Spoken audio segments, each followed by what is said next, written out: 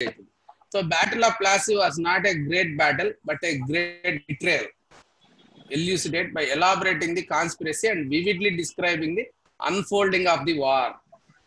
ప్లాసీ యుద్ధము గొప్ప పోరాటం కాదు, గొప్ప ద్రోహం. కుట్ర ప్రణాళికను వివరిస్తూ ఎలా అమలుపరచాలో వివరించండి. అంటే ఈ ప్లాన్ కాన్స్పిరసీ అనేది ఉంది కదా, దాన్ని ఫస్ట్ అంటే బిఫోర్ వార్ 23rd జూన్ కంటే ముందు ఏం జరిగిందో అదంతా వివరిస్తూ ఎలా ఇంప్లిమెంట్ చేశారు ఆ కాన్స్పిరసీని అనేది కూడా వివిడ్ గా డిస్క్రైబ్ చేయండి అన్నారనమాట. డిస్క్రిప్టివ్ క్వశ్చన్, ఇది కాజ్ ఎఫెక్ట్ క్వశ్చన్ కాదు. ఇది కొంతమంది ట్రాజడీ గురించి ఒక అమ్మాయి రాసింది, బ్లాక్ హోల్ ట్రాజడీ, అది ఇది ఇంతమందిని దూర్చారు, అంతమంది చనిపోయారు. ఇది మనకు అనవసరం నిజానికి. బ్లాక్ హోల్ పాలసీ కాదు, కాన్స్పిరసీ గురించి రాయాలి మనం ఇక్కడ. ఒక ఆయన అయితే ఇంకా వెనక్కి వెళ్ళిపోయాడు, ఆ కోటలు వాళ్ళు కట్టుతా అన్నారు, ఈ కోటలు వీళ్ళు కట్టినారు, ఇద్దరి మీద సిరాజుద్దౌలాకి డౌట్ వచ్చింది, అటాక్ చేశాడు. ఇంకా నయం ఇండస్ వ్యాలీ సివిలైజేషన్ దాకా వెళ్ళిపోయి అక్కడి నుంచి చరిత్ర అంతా రాయలే. సో అవంతా మనకు అనవసరం నిజానికి. అంత డిగ్గింగ్ చేసుకుంటూ పోవాల్సిన పని లేదు. ఎక్కడ మొదలు పెట్టాలి, స్కోప్ క్లారిటీ ఉండాలి మనకి, బౌండరీస్ సెట్ చేసుకోవాలి. నెక్స్ట్ సెషన్ మొత్తం నేను క్వశ్చన్ కి బౌండరీస్ ఎలా సెట్ చేసుకోవాలి, ఎలా అర్థం చేసుకోవాలి అనేదే నెక్స్ట్ సెషన్ పెట్టుకున్నాను. ఈ ప్రాబ్లం కన్సిస్టెంట్ గా చాలా మందిలో కనిపిస్తా ఉంది నాకు. సో కాన్సెప్చువల్ గా లిమిటింగ్ వర్డ్స్ ఉంటాయి, లిమిటింగ్ వర్డ్స్ అంటాం వాటిల్ని. ఇక్కడ ఈ లిమిట్ చేయాల్సింది కాన్సెప్చువల్ లిమిటేషన్, ఇక్కడ టైం లెవెల్ లిమిటేషన్ కాదు. ఇది ఏ డేట్ నుంచి ఏ డేట్, ఇంతకుముందు క్వశ్చన్ లో మనం అన్నాం కదా 18th 19th centuries, అలాగే ఇక్కడ డేట్లు లేవు, కానీ కాన్సెప్చువల్ లిమిట్ ఒకటి ఉంది. ఏముంది, బిట్రేయల్ జరిగింది కదా, దానికి సంబంధించినంత వరకే ఎక్కడ చేశారు ఈ ద్రోహము, ఈ కుట్ర ఎట్లా పన్నారు, ఎట్లా వాళ్ళు ఇంప్లిమెంట్ చేశారు, అంతవరకే రాయాలి. కానీ అంత ముందు జరిగిన యుద్ధాలు, సిరాజ్ యుద్ధాలు, ఎట్లాంటి వాడు, బ్లాక్ హోల్, అవంతా కూడా మనం టచ్ చేయకూడదు. కొంతమంది after effects of the war రాశారు. యుద్ధము తర్వాత ఏమైంది, తర్వాత బ్రిటిష్ వాళ్ళు ఒక బెంగాల్ నవాబ్ని ఎట్లా పప్పెట్లాగా తయారు చేశారు, దాని కాన్సిక్వెన్సెస్, అంత దూరం మనకు అనవసరం. కాన్స్పిరసీ ఏంటి, ఎలా ఎగ్జిక్యూట్ అయింది మనకు తెలియదు అనుకోండి, దీని గురించి వదిలేయడం బెటర్ ఆ పార్ట్. ఎందుకంటే వేరే దాని మీద టైం స్పెండ్ చేసుకుంటాం కదా. If you don't know something, ఇప్పుడు ఇంతకుముందు కూడా ఒకసారి చెప్పాను, ఆ పలానా చోటుకి ఎలా పోవాలి అంటే నీకు తెలియకంటే తెలియదు అని చెప్పాలి కదా. ఇట్లా పోయి అట్లా పోయి అట్లా పోయి ఇట్లా పోండి అని ఎందుకు ఊరికే చేతులంతా తిప్పి తిప్పి చెప్పడం మనం వేస్ట్. సో నీకు తెలీదా, వదిలే. నీకు ఎంతో కొంత తెలుసా, అంత మాత్రం రాయి.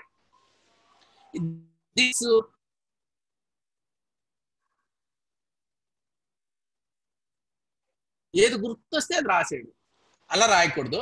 ఇంపాక్ట్స్ రాయకూడదు, అంతకు ముందు ఏం జరిగిందో రాయకూడదు. ఫస్ట్ నేను ఏం రాయకూడదో చెప్తున్నాను దీంట్లో, ఎందుకంటే నేను చాలా ఆన్సర్స్ చూశాను మీరు పంపించినట్టువి.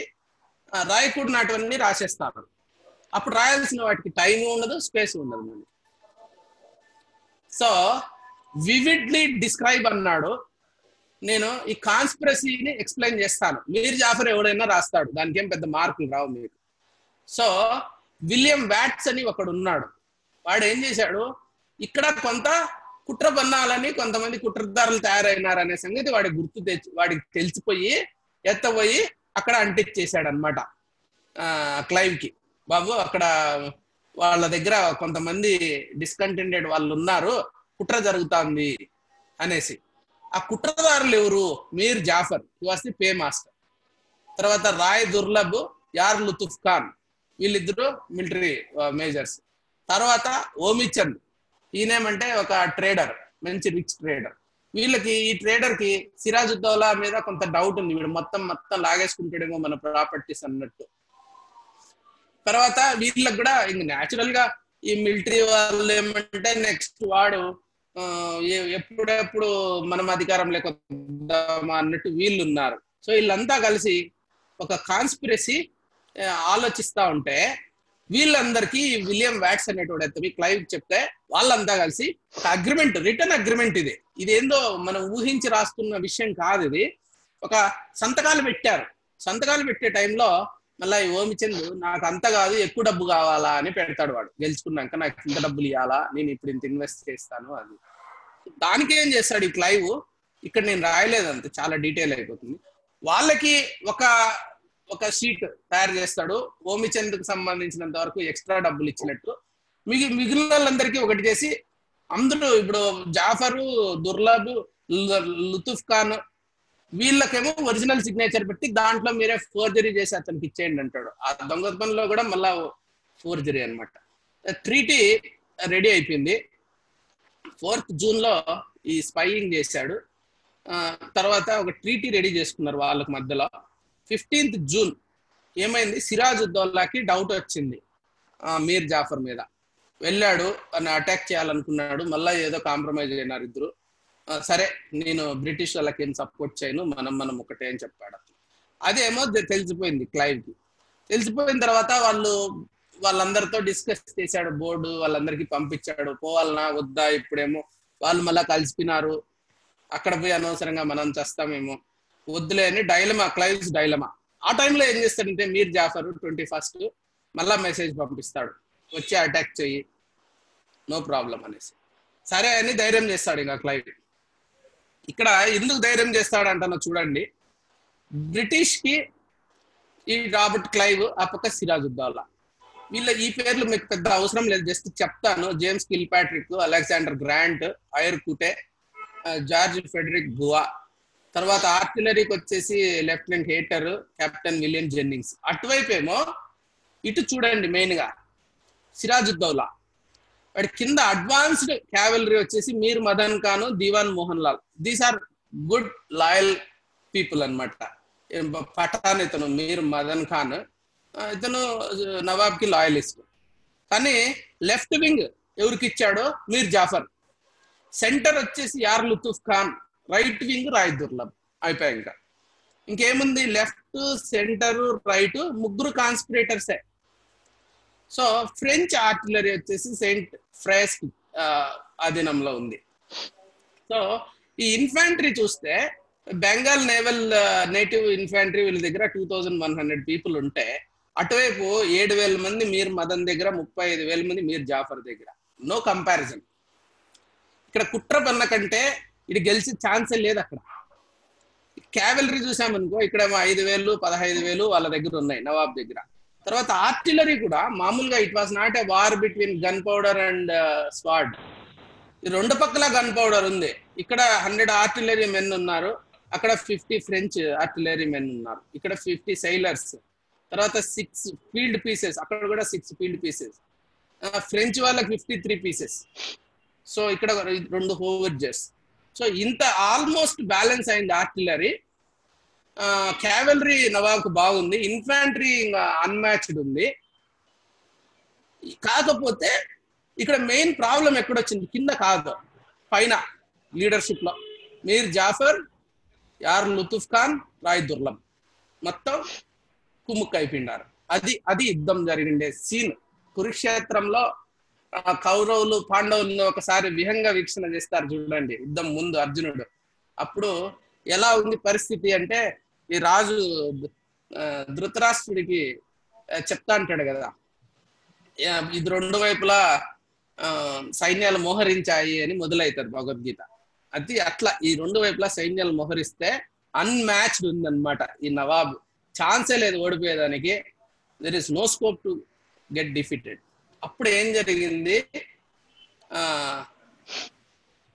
23rd June 1757 single day, 23rd June 1757 that change the history of India. ఒక్క రోజు అప్పుడు కన్నా నిలబడింటే ఏమయ్యేదో తెలీదు, కానీ ఆ ఫేట్ఫుల్ డే ఒక్కసారి బ్రిటిష్ బెంగాలే గుండెకాయ. అప్పుడంతా బెంగాలే అనమాట. ఎకానమీ అంటే బెంగాల్ ఎకానమీనే, మనమంతా లేము అప్పుడు. ఇక్కడ ఈ సౌత్, ఈ వెస్ట్ ఇదంతా ఏమీ లేదు, మొత్తం బెంగాల్కే ఉంది. అసలు తర్వాత ఇంకా ఆర్య సమాజ్ ఏవైనా మన నేషనల్ మూవ్మెంట్స్ అన్నిటికీ హార్ట్ అదే. అప్పుడు 8 o'clock కి first shot by French. Nawabs artillery first హెవీగా బొంబార్డ్ చేయడం, కంటిన్యూస్ ఫైర్ చేయడం మొదలుపెట్టింది. 8:30కి బ్రిటిష్ వాళ్ళకు 10 మంది, తర్వాత యూరోపియన్స్ 20 మంది సిపాయిలు చనిపోవడంతో క్లైవ్ ఏం చేశాడు, రిట్రీవ్ చేసేసాడు, షెల్టర్లోకి వెళ్ళిపోవాలన్నాడు, వెనక్కి వెళ్ళిపోయాడు. తర్వాత ఏమైందంటే హెవీ రెయిన్ వచ్చింది. ఇది ఒక another fateful thing that happened. British వాళ్ళు టార్పాలిన్స్ వేసుకున్నారు, నవాబ్ ఆర్మీకి ఆ ప్రికాషన్ తీసుకోలేదు.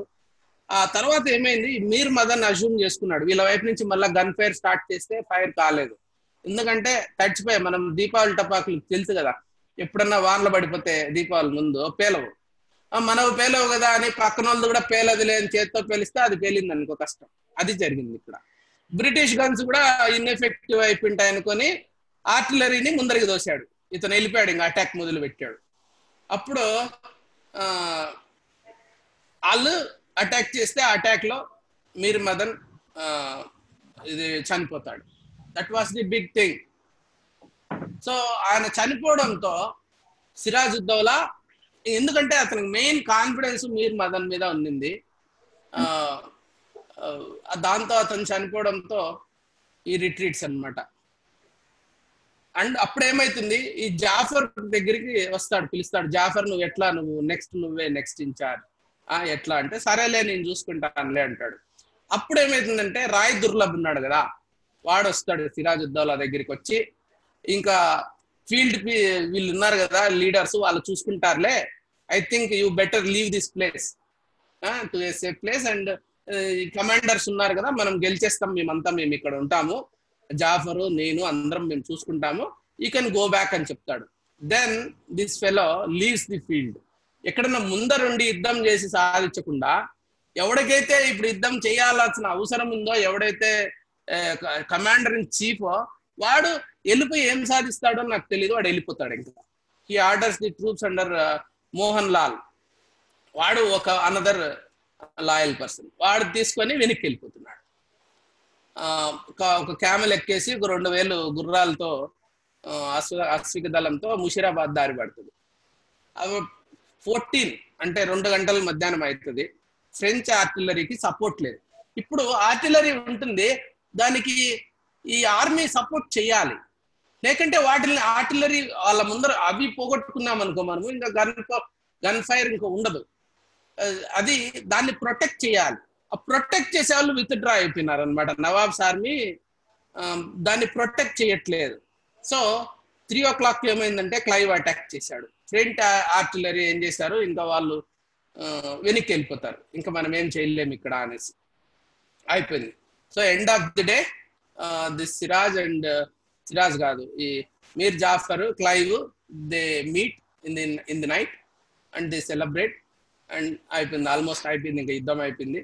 ఈ సిరాజ్ వెళ్ళిపోయాడు డిస్గైజ్, అంటే వాడు మొత్తం మార్చేసుకొని ఒక రాజులాగా కాకుండా ఒక పడవ ఎక్కేసి భార్యని కొన్ని బంగారు నగలు తీసుకొని పారిపోయాడు అక్కడి నుంచి. సో 29th ఈ క్లైవ్ వచ్చేసి వాడిని థ్రోన్ మీద కూర్చొని పెట్టాడు. తర్వాత 2nd July దొరుకుతాడు ఈ Siraj. He was brutally killed. రాజ్మహల్కి వెళ్తే ఈ మీర్ జాఫర్ కొడుకు అప్ప చెప్తారనమాట వాళ్ళు, మీరాన్ అని.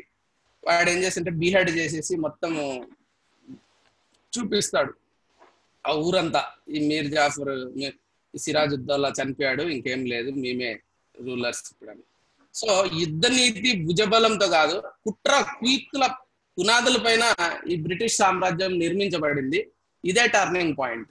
వాళ్ళు చేసింది క్లైవ్ ఈ బ్రిటిష్ రూల్ ఇక్కడ ఎస్టాబ్లిష్ చేయడానికి ఒక కుట్ర పన్నాడు. చాలా క్లియర్ గా ఎస్టాబ్లిష్ అయిపోతుంది మీరు ఈ ఫ్యాక్ట్స్ గుర్తుపెట్టుకుంటే, ఎట్లా కుట్ర పన్నాడు, ఎట్లా ఎగ్జిక్యూట్ చేశాడు, వివిడ్ గా డిస్క్రైబ్ చేయమన్నారు కాబట్టి I have gone to this level of detail. So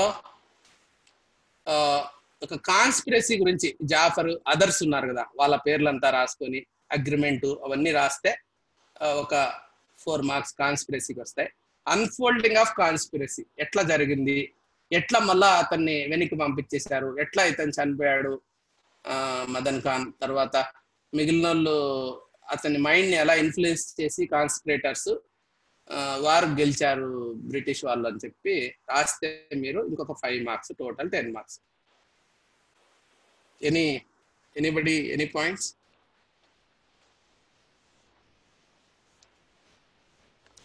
ఏం సైలెన్స్? సిరాజ్ ఓడిపోయాడనే? లేదు సార్, ఇంత డీటెయిల్ గా రాయలేదు.